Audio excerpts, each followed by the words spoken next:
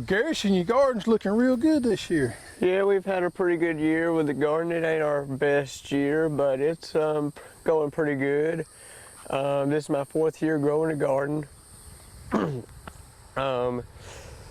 And we've had some trouble with rain. We need some rain. Yeah, well, we live probably, I think it's around 14 miles from here, and I think we've measured 3/10 in the last 30 days, so it's been extremely dry. I see you got drip tape here, which is something we've been doing for a long time. Is this your first year on the drip tape? This is about our 3rd year growing with drip. And our corn is starting to have tassels on it and starting to have silks coming out on it. And our running butter beans, I think we'll have enough to have them for a pretty good while. Now, a lot of kids nowadays, teenagers, say they ain't got nothing to do. They're always bored, nothing to do in the afternoons and all that. And here you are out here and got this nice garden here, and it looks like you put a lot of effort into it. Now, how old are you? 14. 14. You've been doing it 4 years since you was 10, right? I have. That's rather impressive.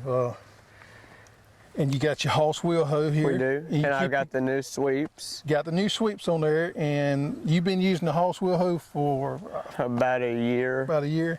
What do you think about these new sweeps? I love them. I think I like them better than the oscillating hoe. Do a lot better job. They get the weeds, and especially with this harder clay dirt, it goes down deeper and it just don't skim the top. It just gets all the grass and the roots and it puts them on the top of the row. Yep. Now, I've got a sandier loam type soil and you got a redder type dirt than I do. So this is a little bit harder soil than what we normally deal with out at our house. But this is good growing dirt here, and it holds the nutrients where probably better than what ours is more sandy loam, and this red dirt holds the nutrients a lot better than our soils do. All right, well, let's take a look around and see what all you got going on. Okay. This right here is our crookneck squash. And then here's our garlic. Oh, you got garlic? We do have garlic. This is our 3rd year growing garlic. Well, we're going to plant garlic this year for our first time. I've never grown garlic before. That's something that we got on the to-do list this year. Yeah, we haven't had the best year with the garlic this year. Last year we had pretty good, but it's just slow growing this year from the weather. And then we have our tomatoes and... what variety of tomatoes? Let's see. These are Amelia. Amelia, yep. Amelia.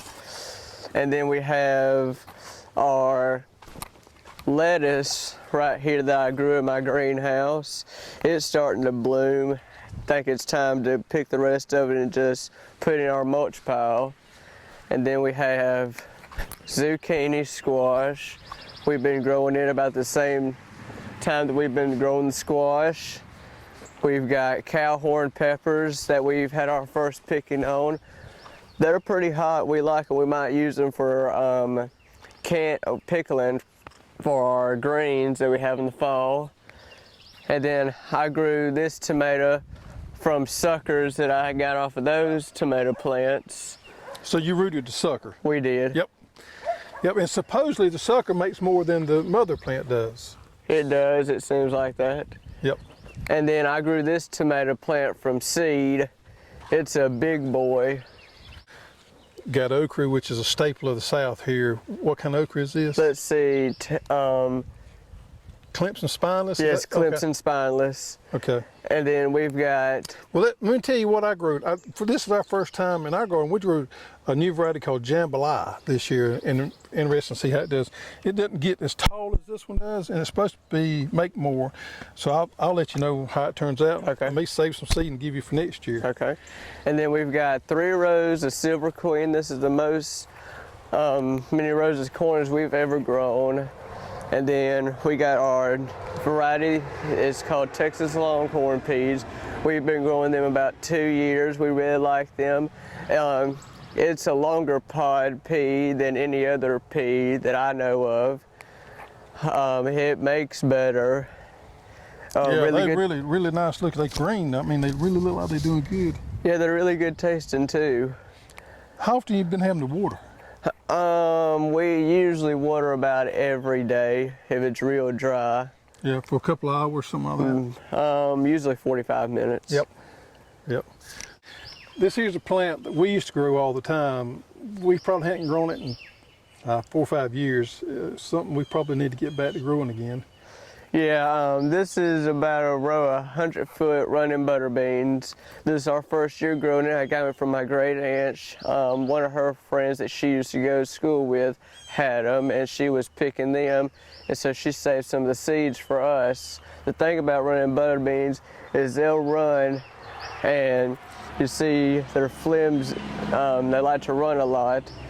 And so you got to have some kind of support. What we did was a teepee, but this fence right here works a lot better.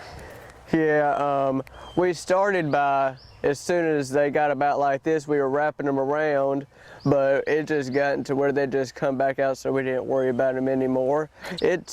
When they come on, we got blooms right here, about to have butter beans, but it's probably going to take about all day to pick them. Yeah. Now, these come, I've grown them the speckled before in the green. This is the green, right? It's already the green. Yep. And they'll make till frost. That's the great thing about these. They'll make all summer long and wait all the way to frost, which is normally about November for us. And you got a 100-foot row, you'll have a lot of butter beans. I sure we will. Hopefully we'll share with my grandma. She likes to put up butter beans a lot, so we'll probably share with her. Well, Garrison, your garden looks really good. I mean, it's a pleasure for us to be able to help you with these Hoss tools to keep your garden going and keep it as weed free and do such a good job that you do.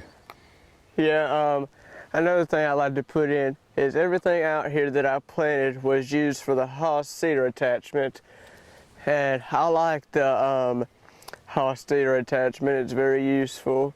It's way better than a little push planter that's lightweight. It's a lot heavier. Now, when you plant with your cedar attachments, you plant your peas and your corn and you come back and run your drip tape afterwards? We do. Okay. And then with the water restrictions and drought situations like it is, it's probably important for other people to start looking at this type watering system right here, because it's going to conserve a lot of water. You can see the water is placed exactly where it needs to be, and you really doesn't waste any water. You don't have problems with evaporation. Yes, it's and it helps with your weeds too. Don't put just everywhere, just puts it right where your roots need it, and don't have any space for grass to grow except right under the plant. Yep. Well, it's encouraging to see you out here at 14 years old with what you've done. I mean, it's rather a great accomplishment, and you'll have food for your family all summer and have a lot to put in the freezer. Yeah, we look forward to that. We usually do that every year. All right, well, Garrison, thank you for what you do, and we appreciate being a part of it. You're welcome.